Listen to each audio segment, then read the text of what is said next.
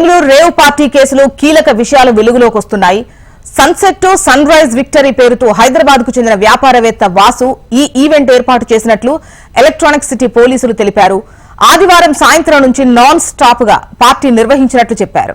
ఈ ఈవెంట్ కు 150 మంది హాజరయ్యారని, పార్టీలో పలువురు పెడ్లర్లు డ్రగ్ అమ్మినట్లు గుర్తించామన్నారు. సోమవారం ఉదయం 3 గంటలకు గోపాల్ రెడ్డి ఫామ్ హౌస్ పై రైడ్స్ చేశామన్నారు. పోలీసులు 5గురిని అరెస్ట్ చేశామని తెలిపారు. నిర్వాహకుడు వాసు, అరుణ్, సిద్దికి, రణ్ధీర్, రాజ్భవన్ ను అరెస్ట్ చేశామని, వాసు బర్త్డే సందర్భంగా రేవ్ పార్టీ ఏర్పాటు చేశారన్నారు.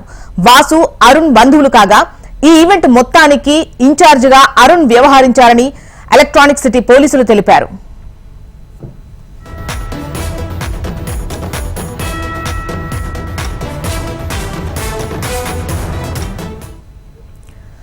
బెంగళూరు రేవ్ పార్టీ కేసులో కీలక విషయాలు వెలుగులోకి వస్తున్నాయి.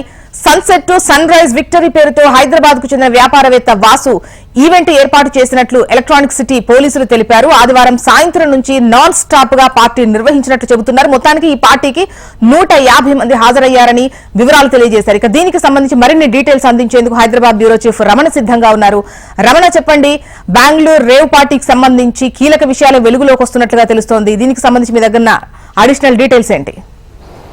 జస్ట్ అంటే హైదరాబాద్ లో డ్రగ్స్ కు సంబంధించి కానీ ఇటు ఈ రేవ్ పార్టీలపై పోలీసుల ఫోకస్ ఎక్కువగా ఉన్న నేపథ్యంలో 2 తెలుగు రాష్ట్రాలకు సంబంధించిన కొంతమంది ఎవరైతే ప్రముఖులు ఉన్నారో వ్యాపారవేత్త, ఆ తర్వాత అతనికి సంబంధించిన బంధువు అరుణ్, వీరిద్దరు కూడా వాసు, అరుణ్ ఇద్దరు కూడా ఈ పార్టీని బెంగళూరులో చేసుకుంటే బాగుంటున్నటువంటి అభిప్రాయం వచ్చి బెంగళూరుకు మకం అంటే అక్కడికి పార్టీకి సంబంధించిన షెల్టర్ను మార్చి అక్కడ ఈ పార్టీ దాదాపు 150 మందికి పైగా ఈ పార్టీలో పాల్గొన్నట్టుగా చెప్తున్నారు. ఇందులో సినిమా ప్రముఖులతో పాటు కొంతమంది సినిమా యాక్టర్స్తో పాటు టీవీ ఆర్టిస్టులు కూడా ఇందులో ఉన్నట్టుగా ప్రస్తుతం పోలీసుల నివేదికలో వెల్లడైంది. అయితే పెద్ద మొత్తంలో డ్రగ్స్ అయితే ఇందులో వాడినట్టుగా కూడా ఆల్రెడీ పోలీసులు గుర్తించారు. పోలీసులు విడుదల చేసినటువంటి ఒక ఏదైతే ప్రెస్ నోట్ ఉందో ఆ ప్రెస్ నోట్లో కూడా చాలా కీలక విషయాలు, చాలా వరకు అంటే ఈ మొత్తం మీద కొకైన్తో పాటుగా ఎండిఎంఏ సంబంధించినటువంటి డ్రగ్స్ కూడా ఇందులో వాడినట్టుగా ఆల్రెడీ పోలీసుల విషయంలో అయితే వెల్లడవుతుంది.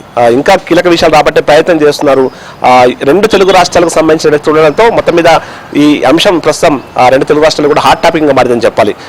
పోలీసులు అన్ని కోణాల్లో ఈ విచారణ కొనసాగిస్తున్నారు. అంటే కేవలం దీనికి సంబంధించి వెనుక ఎవరెవరు ఉన్నారు, డ్రగ్స్ సంబంధించిన వ్యవహారాల్లో ఎవరి ప్రమేయం ఉందనే విషయంలో పూర్తి స్థాయిలో ఆరా తీసే ప్రయత్నం అయితే మనకు ప్రస్తుతం ఏదైతే మనకు ఎలక్ట్రానిక్ సిటీకి సంబంధించిన పోలీసులు బెంగళూరు శివారు ప్రాంతాల్లో ఉన్నటువంటి ఈ ఎలక్ట్రానిక్ సిటీకి సంబంధించిన పోలీసులు ప్రస్తుతం ప్రయత్నం చేస్తున్న పరిస్థితి కనిపిస్తుంది.